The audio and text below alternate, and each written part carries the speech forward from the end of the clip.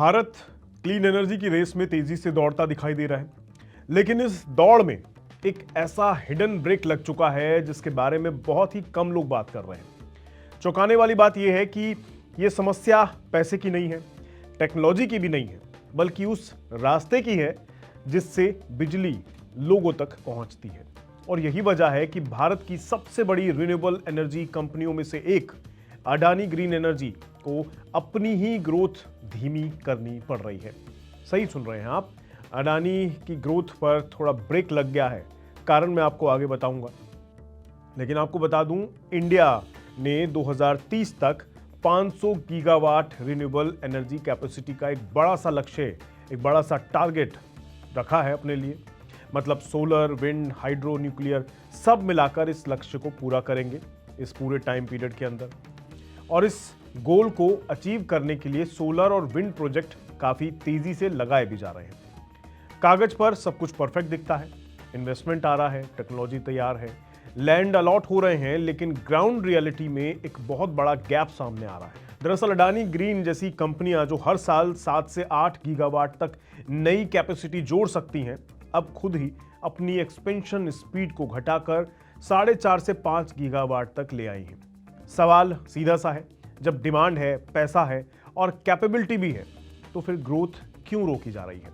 इसका जवाब छुपा है एक टेक्निकल लेकिन बेहद क्रिटिकल शब्द में, जो कि है ट्रांसमिशन इंफ्रास्ट्रक्चर।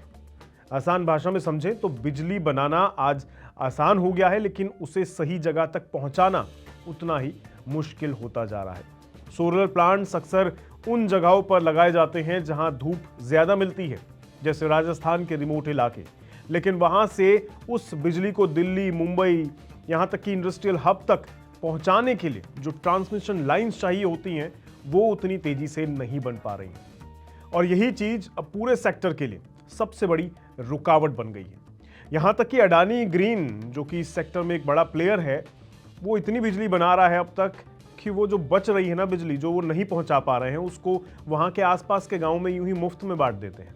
क्या करें, यूज ही नहीं हो रहा और स्टोरेज की कैपेसिटी भी नहीं है, तो क्या करा जाए। पर खैर, राजस्थान जो भारत का सबसे बड़ा सोलर हब बन चुका है, वहां करीब 60 गीगावाट के प्रोजेक्ट सिर्फ इसलिए अटके हुए हैं क्योंकि ट्रांसमिशन नेटवर्क तैयार नहीं है, जो अडानी जी के सामने भी आ रहा है और बाकी जो इस क्षेत्र में काम कर रहे हैं उनके सामने भी ये समस्या आ रही है। अब सोचिए, इतने बड़े लेवल पर बिजली जनरेट करने की कैपेसिटी तैयार है, लेकिन वो ग्रिड में जा ही नहीं पा रही है। इसका मतलब है कि प्लांट्स खड़े हैं, पैनल्स लगे हुए हैं, लेकिन रेवेन्यू जनरेट हो नहीं पा रहा। इस सिचुएशन का सीधा असर कंपनीज की फाइनेंशियल परफॉर्मेंस पर दिखाई दे रहा है। अडानी ग्रीन की अगर बात कर ले तो एक साल में करीब 500 करोड़ रुपए का नुकसान सिर्फ इसलिए उठाना पड़ रहा है उनको क्योंकि वो अपनी जनरेटेड इलेक्ट्रिसिटी को बेच ही नहीं पा रहे हैं। ये एक ऐसा नुकसान है जो किसी खराब बिजनेस डिसीजन की वजह से नहीं है, बल्कि इंफ्रास्ट्रक्चर की कमी की वजह से हुआ है। यही कारण है कि अब कंपनी ने अपनी स्ट्रैटेजी बदल दी है। पहले अप्रोच ये थी कि भैया प्लांट बनाओ और बाद में ट्रांसमिशन कनेक्ट हो जाएगा, लेकिन अब उल्टा हो गया है। पहले ये देखा जा रहा है कि ग्रिड रेडी है या नहीं। अगर ग्रिड रेडी है तो प्रोजेक्ट शुरू किया जाएगा, वरना रहने देते हैं। ये डिसीजन सेफ जरूर है, लेकिन इससे ग्रोथ की स्पीड ऑटोमेटिकली स्लो हो जाती है। लेकिन आपके मन में सवाल आ रहा होगा, अगर ऐसी दिक्कत है तो ट्रांसमिशन को बनाने पर ज्यादा फोकस क्यों नहीं किया जा रहा, क्यों नहीं उसकी तादाद बढ़ा दी जा रही, क्यों नहीं उसकी स्पीड बढ़ा दी जा रही। ऐसा नहीं है कि फोकस नहीं किया जा रहा, इस परेशानी को हल करने की कोशिश की जा रही है, लेकिन ये मामला थोड़ा पेचीदा है और पेचीदा होने के पीछे कुछ कारण है। जैसे लैंड एक्विजिशन में दिक्कतें हैं, मतलब किसानों का विरोध प्रदर्शन है इस चीज को लेकर कि क्यों लगा रहे हो हमारी जमीन पे, वगैरह वगैरह। अप्रूवल्स का स्लो प्रोसेस भी देखने को मिल रहा है। फॉरेस्ट और एनवायरमेंटल क्लियरेंस में काफ़ी देरी हो जाती है, ये एक समस्या सामने आ रही है। इसके अलावा power grid corporation of India और स्टेट्स के बीच कोऑर्डिनेशन का इशू है, मतलब स्टेट और जो कंपनी इस चीज़ के लिए काम कर रही है उनके बीच में तालमेल नहीं बैठ रहा है। ये सभी ट्रांसमिशन इंफ्रास्ट्रक्चर में देरी के मुख्य कारण बन के सामने खड़े हैं। ध्यान देने वाली बात यह है कि यह सिर्फ एक कंपनी की प्रॉब्लम नहीं है, बल्कि पूरे देश के एनर्जी ट्रांजिशन का वीक पॉइंट बनता जा रहा है। इंडिया रिन्यूएबल एनर्जी में तेजी से आगे बढ़ रहा है, लेकिन अगर ट्रांसमिशन नेटवर्क उसी स्पीड से अपग्रेड नहीं हुआ तो ये पूरी ग्रोथ की कहानी अधूरी रह सकती है, पीछे छूट सकती है।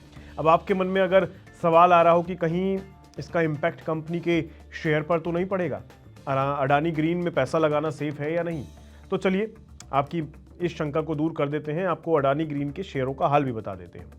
29 अप्रैल के दिन अडानी एनर्जी की जो शेयर का भाव है, अगर उसकी बात करें तो 1252 के आसपास ट्रेड करते दिखाई दिए हैं। हालांकि इसका ओपन 1256 के करीब का रहा था, यानी शेयर अपने ओपन भाव से नीचे ही ट्रेड करता दिख रहा है, लेकिन इसका हाई जो है 1271 रुपए का रहा, जो शेयर में तेजी का संकेत भी है और साथ ही साथ ये 52 वीक का हाई भी बन गया है। जबकि अगर आप कंपैरेटिवली अगर चेक करें तो 30 मार्च यानी आज से एक महीने पहले की अगर बात करें तो इस दिन शेयर का भाव 806 रुपए के आसपास ट्रेड करता दिखाई दे रहा था। तो उस लिहाज से अगर देखें तो बाजार में शेयर की जो चाल है वो फिलहाल मजबूत बनी हुई है और फिलहाल इस खबर का ज्यादा असर होता भी शेयर पर नहीं दिखाई दे रहा है। बाकी सरकार इस चैलेंज को समझती है और ट्रांसमिशन इंफ्रास्ट्रक्चर पर इन्वेस्टमेंट भी बढ़ाया जा रहा है। बड़े ग्रिड कॉरिडोर्स डेवलप किए जा रहे हैं, लेकिन यहाँ असली कंपटीशन जनरेशन और ट्रांसमिशन के बीच का है और फिलहाल ट्रांसमिशन पीछे चल रहा है।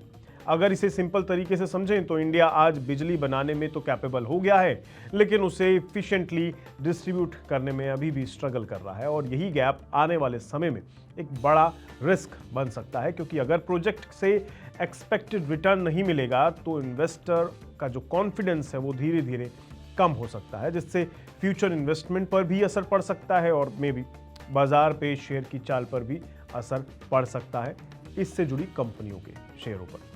कुल मिलाकर बात बिल्कुल साफ है, India clean energy super power बनने की दिशा में जरूर बढ़ रहा है, लेकिन सिर्फ सोलर पैनल या फिर विंड टर्बाइंस लगाने से काम नहीं चलेगा, वो काफी नहीं रहेंगी। असली खेल उस इलेक्ट्रिसिटी को सही जगह पहुंचाने का है और सही समय पर पहुंचाने का है। अब ये सब हर्डल्स कब तक खत्म होते हैं ये देखना दिलचस्प रहेगा। आपका इस मुद्दे पर क्या कहना है कमेंट सेक्शन में जरूर बताइएगा। ऐसी जानकारी के लिए बने रहे हमारे साथ। नमस्कार।